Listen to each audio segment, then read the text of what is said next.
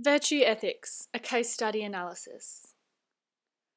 Virtue ethics is a normative ethical framework that is determined by a person's moral character rather than by an isolated action or an action's consequence.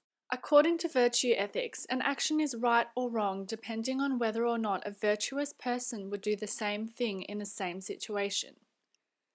The overall purpose of virtue ethics is to empower people to live a virtuous life, which can be achieved through practice. Now that we know the basics of virtue ethics, let's now apply it to a case study.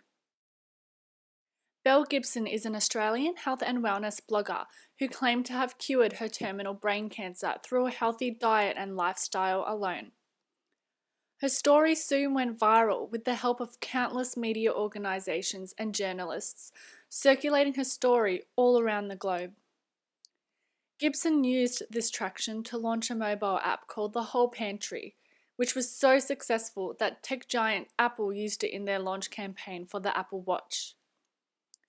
Gibson then went on to sign a deal with Penguin to publish a book under the same name, promising to donate a large portion of the proceeds to various charities. However, some elements of Gibson's story did not add up.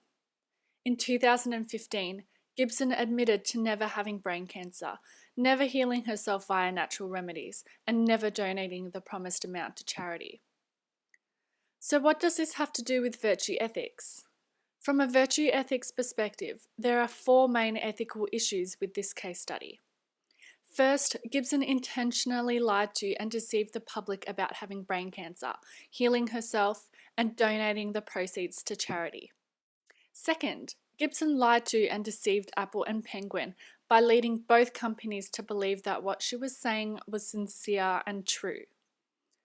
Thirdly, Gibson lied to the charities she promised to donate to.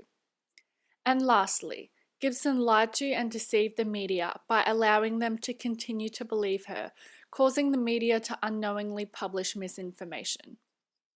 However, this explanation is overly simplified, as there are many more elements, angles, and perspectives to this case. One such perspective is that of Bernard de Beighton, who suggests that blogging unofficially involves three unspoken ethical considerations or virtues: authenticity, accuracy, and advocacy. De Beighton argues that authors of blogs must be transparent about their identity, they must be committed to providing accurate facts, and they must acknowledge the moral purpose of the blog. Gibson breached all three of these ethical virtues when she lied about her identity and published false information for the purpose of fame and financial gain.